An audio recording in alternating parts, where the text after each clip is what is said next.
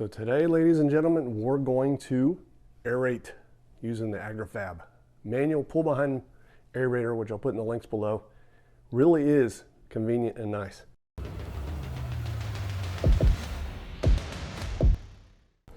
This is the yard as of today. I marked the sprinklers last night. And I marked my underground drainage lids. But you can see from our application of nitrogen, we've got some good green coming in. How's y'all's looking? If you've scalped, you put down that treatment that we did in, was it video number 1 or number 2? Grass should be greening up. It is spring break, time for the grass to start growing.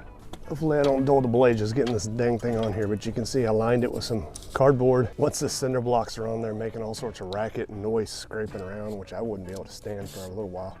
Honestly, these holes, they should just drilled a whole bunch of holes in the back so you have options, but there's 2 per side. Actually, it works pretty well that way.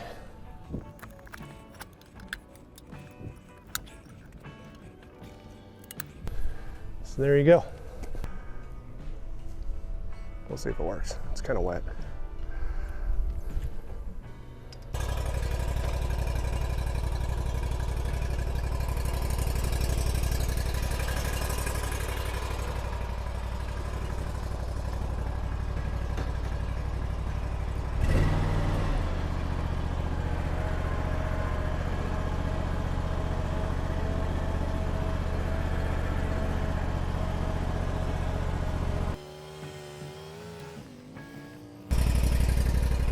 Wow, that works really well.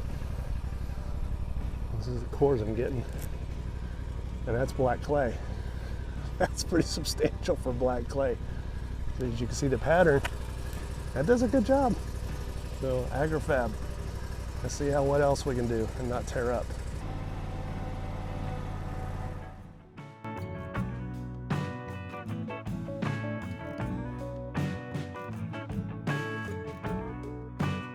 So I also think one of the biggest things you need to check is the weight of your mower. And if the ground's so soft, you don't want to be leaving tracks.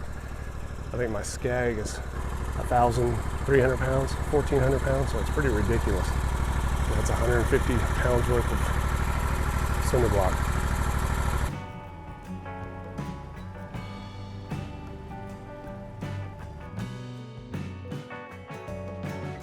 I'm going to go back with the sweeper after these dry, sweep them all up. I'm not going to leave them on the ground.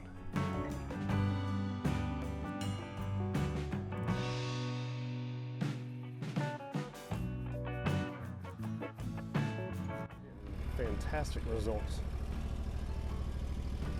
Cores this big, you can't beat that.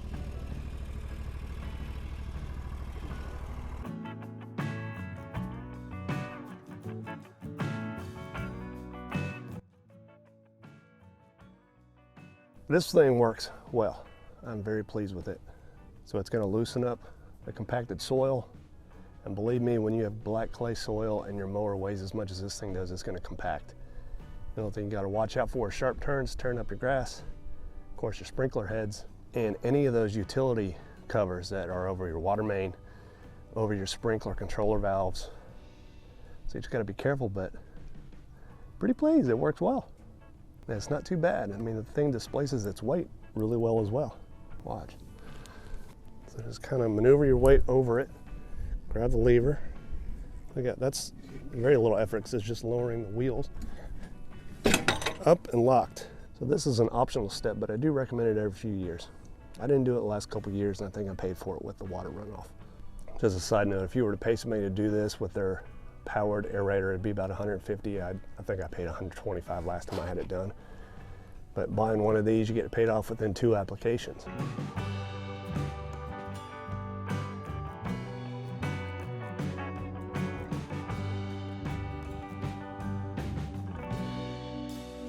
Figure it's about $300 something on Amazon. I'll put the links below.